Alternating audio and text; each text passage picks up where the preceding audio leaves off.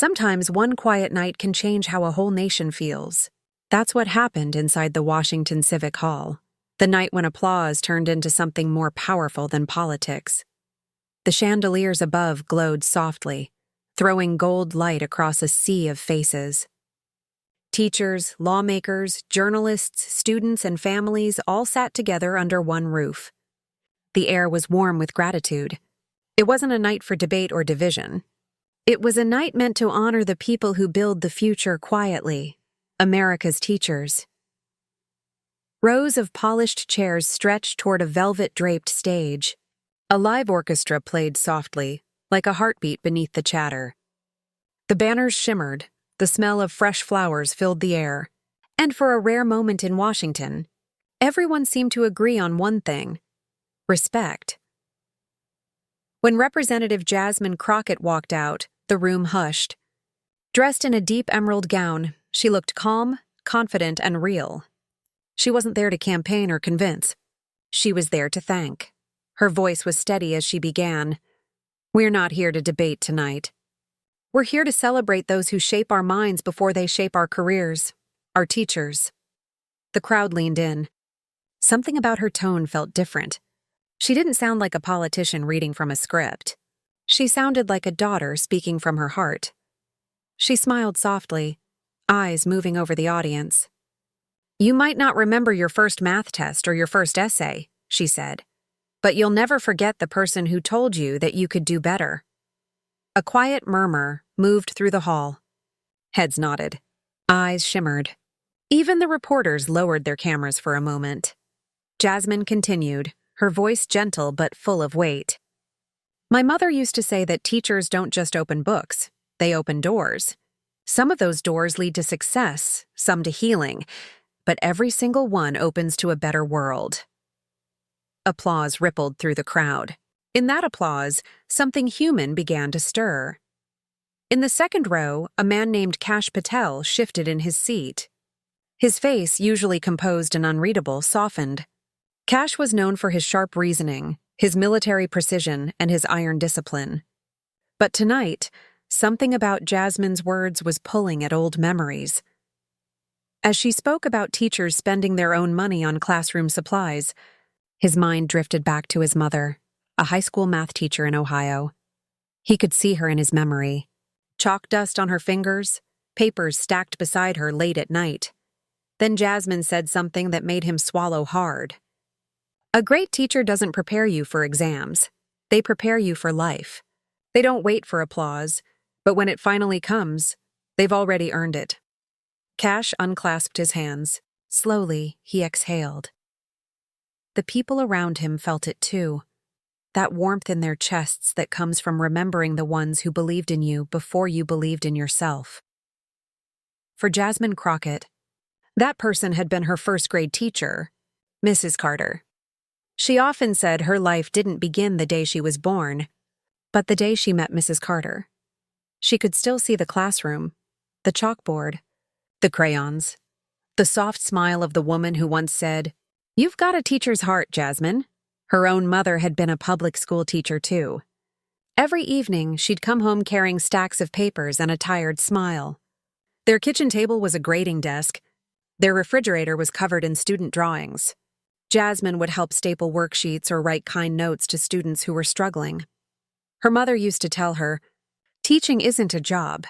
It's a form of love the world forgets to thank." Those words became Jasmine's compass.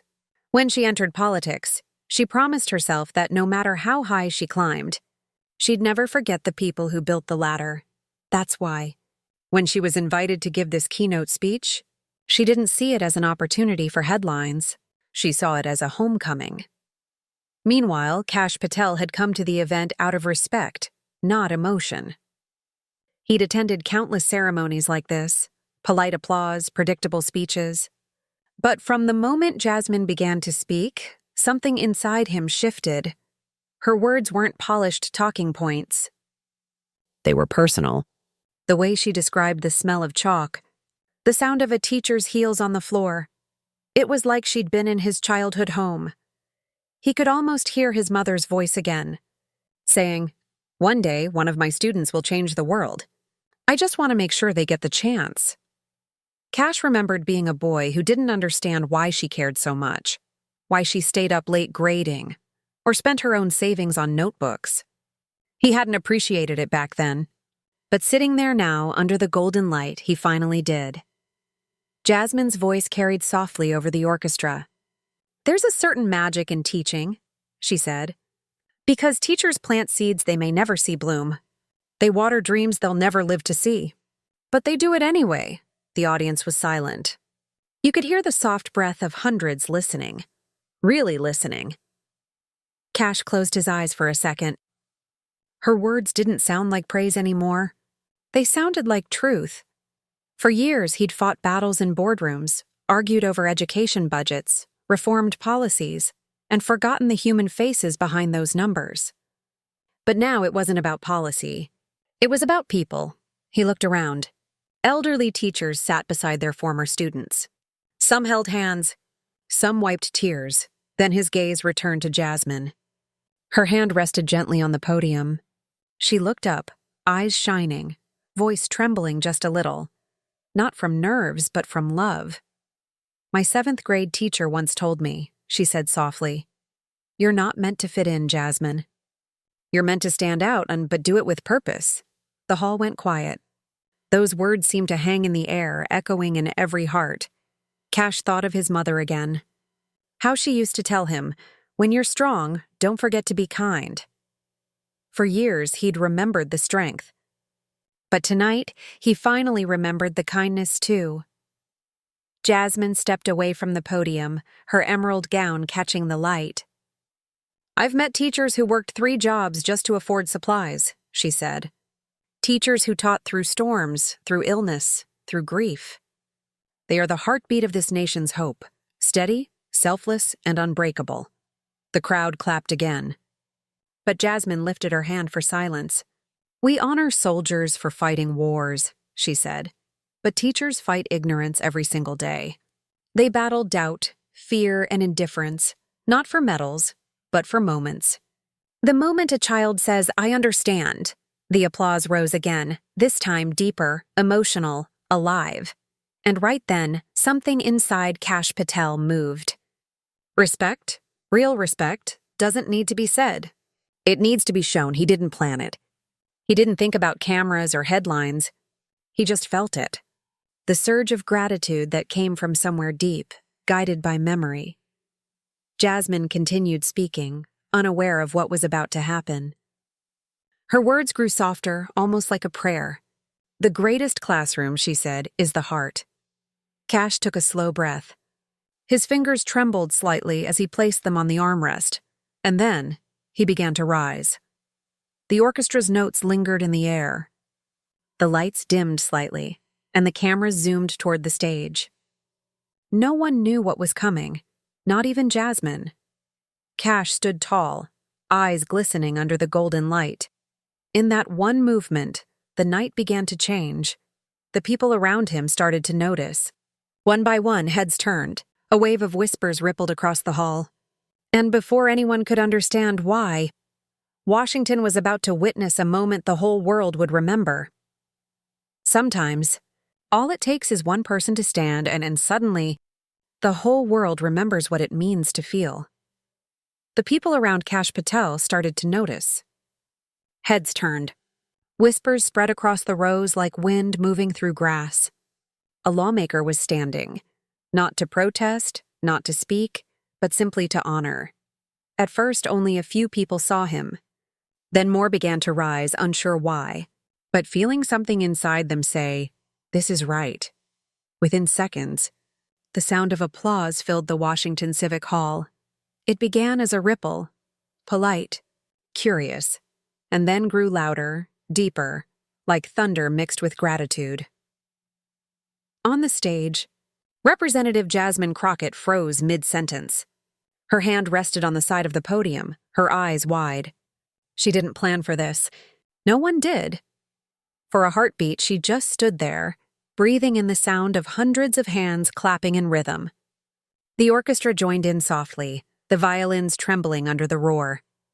Jasmine leaned toward the microphone. Her voice shook, barely audible over the applause. This, this is what teachers dream of. Not fame, not fortune. Just knowing they made the world stand still, even for a moment. Her words hung in the air like light itself. Kash Patel stayed on his feet, head bowed slightly, his face calm but filled with quiet emotion. He wasn't standing as a politician. He was standing as a son. And soon the entire hall followed. Teachers, lawmakers, students, and reporters, all on their feet. It was no longer applause. It was something sacred. A collective thank you that didn't need words. Jasmine pressed her hand over her heart. Tears shimmered in her eyes. For once, Washington wasn't divided. It was united by one simple, beautiful truth: gratitude. The orchestra swelled, playing softly beneath the noise. Cameras flashed, capturing faces wet with tears. At that moment, politics faded. Ego disappeared. What remained was humanity, pure and glowing. When the ovation finally quieted, Jasmine stepped closer to the microphone. Her voice was softer now, almost like she was speaking to someone she loved. "If my mother were here," she said, "she'd tell me that this moment is proof that goodness never retires." The audience held its breath. Her emerald gown shimmered beneath the light, her voice trembling with emotion. "So tonight," she continued, "we don't just honor teachers, we stand for them." The applause erupted again, louder than before. From that night forward, the world would call it the stand heard around Washington. By dawn the next morning, the clip had already circled the globe. A 2-minute and 47-second video, Jasmine Crockett at the podium, Kash Patel rising in silence, then the entire hall following, spread faster than anyone could have imagined. It appeared on every major news network. It trended on every platform. For once, America wasn't talking about division. It was talking about gratitude. The Washington Post headline read, "A nation stands for its teachers." The New York Times declared, "Crockett and Patel show America what respect looks like." Teachers across the country reposted the video with captions like, "We finally feel seen." Parents shared it with their children. Students watched it in classrooms. Some cried. Some smiled. In small schools across the nation, children stood at their desks the next morning and clapped for their teachers.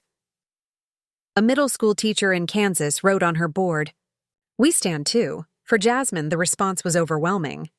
Her phone buzzed nonstop. Messages poured in, from old classmates, from her former students, from strangers she'd never met. The first voicemail she opened was from her high school English teacher, Mrs. Hughes. Her voice was shaky but full of pride. "I saw you, Jasmine. I saw you standing there and I thought," she remembered. "That's all a teacher ever wants." Jasmine pressed the phone to her heart. For a moment, she didn't move. The morning light streamed through her window, warming the photo of her late mother on her desk. She whispered, "We did it, Mama." Meanwhile, on the other side of the city, Kash Patel's morning was quieter. He wasn't used to being part of emotional headlines. He was a man of facts and figures, not feelings. Yet his voicemail was full too. Reporters wanted interviews. Educators left thank you messages. Lawmakers called to say they were moved. He didn't answer any of them. The night before, when he got home, he'd poured a cup of tea and sat on his porch, staring at the city lights. He thought of his mother, the woman who taught math for 30 years and never once asked for applause. He remembered the chalk dust on her fingers, the tired smile, the way she said, "One day, you'll understand." Now he did. When a journalist finally reached him later that morning and asked why he stood, Kash paused. He didn't want to give a speech. He wanted to tell the truth, he said softly, because gratitude doesn't belong to any side. It belongs to all of us. Those words spread almost as fast as the video itself. Teachers printed them on posters. Parents wrote them on thank you notes. One retired teacher tweeted, "He stood for all of us," another replied. We finally felt seen. The moment became more than a memory. It became a movement. Across America, schools began holding their own Stand for Teachers events.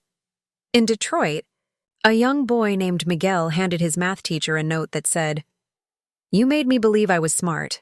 That's why I'll never forget you." In rural Texas, students brought flowers to class. In Seattle, high school seniors stood in silence for 1 minute to honor their teachers. Everywhere, people remembered the power of a simple thank you. And something else began to happen. Something no one expected.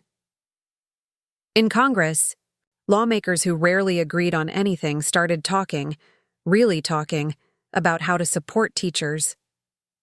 Inspired by that night, both parties came together to form a new education reform panel. At the top of the list were 2 names, Representative Jasmine Crockett and Representative Kash Patel. The same 2 people whose quiet moment had stopped Washington were now being asked to lead it forward. When they first met after the event, Jasmine smiled politely and said, "You made that night unforgettable." Kash shook his head gently. "No," he said, "you did." She laughed softly. "Then maybe we both did what we were meant to do." Their partnership was unexpected, a passionate congresswoman and a disciplined policymaker. But together, they created balance. Jasmine brought warmth. Kash brought structure.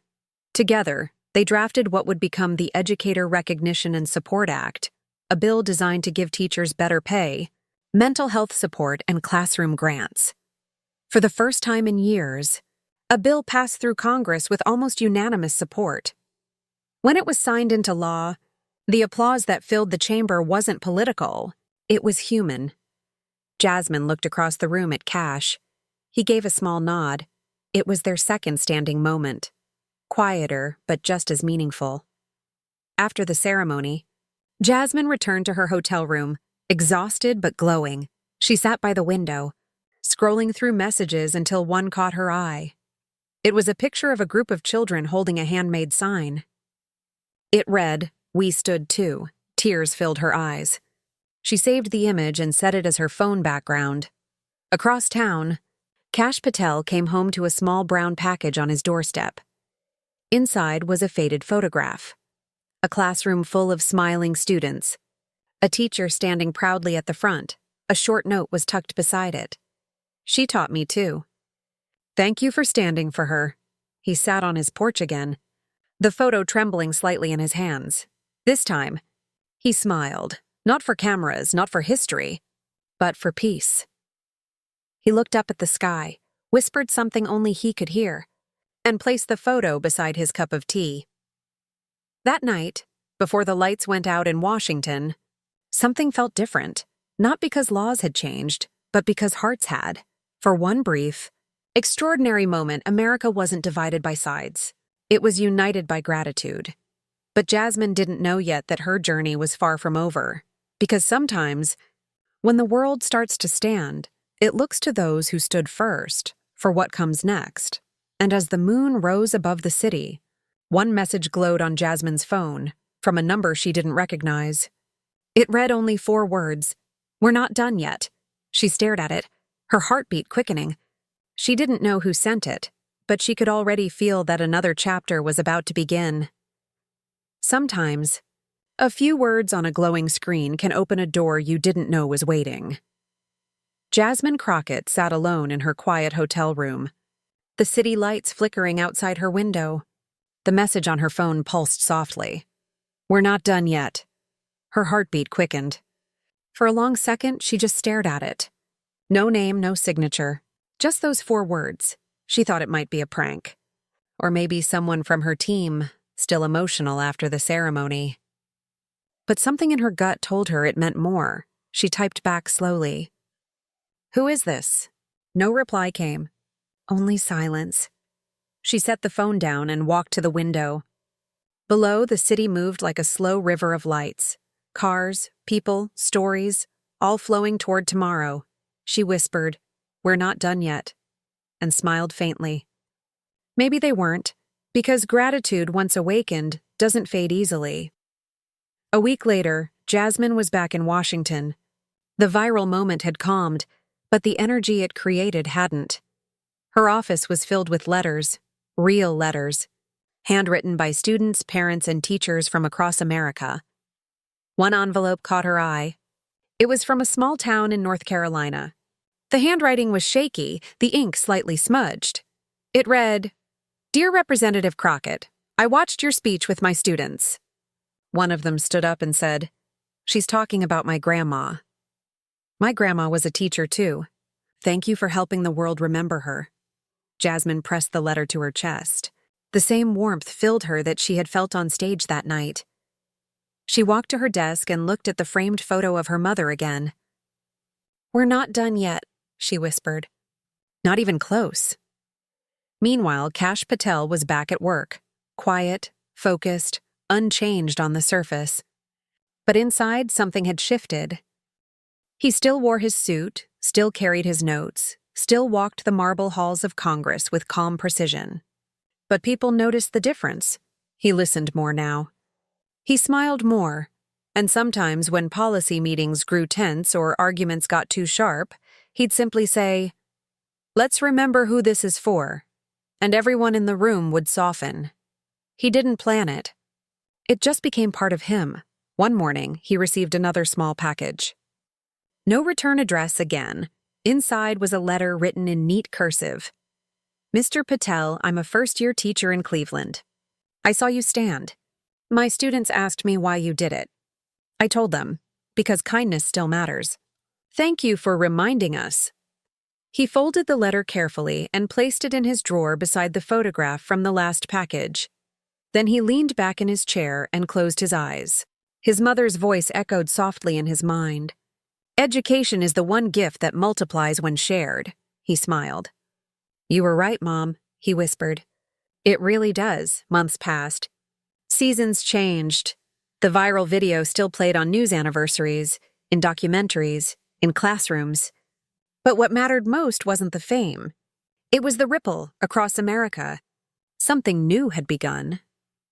Schools launched Gratitude Week, where students wrote thank you letters to teachers who'd made a difference. Small towns held community events to honor retired educators. In one elementary school in Ohio, the principal placed a plaque by the front door that read, "The world stood still here first. Every classroom matters." People were starting to remember that the real heroes didn't always wear suits or capes. Sometimes they wore chalk-stained sleeves. Jasmine's schedule grew busier. She was traveling across the country now, visiting schools and communities, talking about respect and hope. She didn't speak like a politician. She spoke like a student who had finally learned her greatest lesson. Gratitude is a circle. You give it, and it comes back. In Dallas, she visited her old elementary school. The same narrow hallways, the same painted lockers. The smell of crayons and floor polish felt like stepping back in time. She walked to the classroom where Mrs. Carter had once taught her. There, on the wall, was a framed photo of Mrs. Carter, smiling warmly, arms folded, a chalkboard behind her that read, "Believe in their brilliance." Jasmine's throat tightened. She reached out and touched the frame gently. "I hope I made you proud," she whispered. A tear slipped down her cheek, but she smiled, because in that moment, she felt it, that invisible thread connecting every teacher, every student, every moment of belief that keeps the world turning. At the same time, Kash Patel was building something of his own. He had started a foundation, the Shanti Patel Memorial Scholarship, named after his late mother. It provided funding for first-generation teachers in underfunded schools. When it launched, he didn't hold a press conference or post on social media. He simply wrote a short note on the website. "This isn't charity. It's repayment to the people who never stop giving." Teachers began applying, sharing their dreams. One wrote that she wanted to buy microscopes for her science class. Another said she needed a safe space for her students after school. Another wanted to start a music club for kids who couldn't afford lessons. Kash read every single one, and when the first checks went out, he signed them with his mother's pen, the one she had used to grade papers. Every letter of his name felt like a thank you. As the months rolled into a year, The world changed again, as it always does. New headlines replaced the old. But that night at the Washington Civic Hall still lived on. People still remembered the emerald gown, the quiet tears, the standing ovation. It became a symbol, not of politics, but of grace. When journalists asked Jasmine if she ever got tired of talking about that night, she would smile and say, "How could I ever get tired of gratitude?" Then one autumn morning, Jasmine and Kash were both invited to speak at the National Educators Conference. It had been exactly 1 year since the famous night. The auditorium wasn't as large as the Civic Hall, but it was filled with the same energy, warmth, humility, and hope. When they walked onto the stage together, the crowd stood again, clapping before a single word was spoken. Jasmine laughed softly into the microphone. "You all stood before we even said anything," she joked.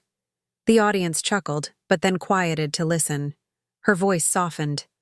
"Hope is contagious," she said, "especially when it's taught." Then she looked toward Kash. He stepped forward, adjusting his tie the way he always did before speaking. "And respect," he said, "is the simplest lesson we never outgrow." The audience rose again, not out of formality, but because it felt right. People wiped their eyes. Teachers hugged each other. Some whispered prayers of thanks, and for the second time in their lives, Jasmine and Kash stood together, watching a room full of hearts beat as one. After the event, they stepped outside into the crisp autumn air. The leaves drifted down the steps like confetti. The city glowed with the low light of evening. For a while, they stood quietly side by side, just listening to the sounds of the street. Laughter, traffic, life. Finally, Jasmine said, "Do you ever think about how it all started?" Kash smiled. "Every day," she nodded. "You know, when I first read that message, 'We're not done yet,' I thought it was about politics. But now I think it meant something else." He raised an eyebrow. "Like what?" She looked up at the fading sky. "It meant gratitude never really ends. It just keeps finding new ways to show up." He smiled again, softly. "I think my mom would agree with that." They shared a quiet laugh. Two very different people who had somehow walked the same path to the same truth. Later that night, Jasmine sat by her hotel window once more. The same view, the same city lights, but this time she wasn't tired. She felt peaceful. She opened her laptop and began typing the closing words for a speech she'd give the following week. Her fingers moved slowly, each word flowing straight from her heart. Greatness doesn't begin in the halls of power.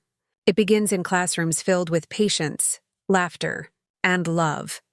It begins with a teacher who refuses to give up on a child. It begins with a moment when someone stands, and the world finally stands with them. She stopped typing, read it again, and smiled. Outside, Washington's lights blinked softly in the distance, like stars that had simply moved closer. And as she turned off the lamp and whispered goodnight, her phone buzzed once more. A new message appeared on the screen. It was from Kash. It said only 3 words this time. "We stood again." Jasmine smiled through her tears. She whispered back, "Yes, we did." And somewhere, in classrooms across America, teachers who never knew their names kept doing what they always had, changing the world, one student at a time, because when gratitude stands, the world listens. And that, more than anything, is how respect begins. If this story touched your heart, take a moment right now to stand for the teacher who changed your life. Comment where you're watching from. Share this story with someone who once believed in you. And don't forget to subscribe for more stories where justice, kindness, and gratitude still matter.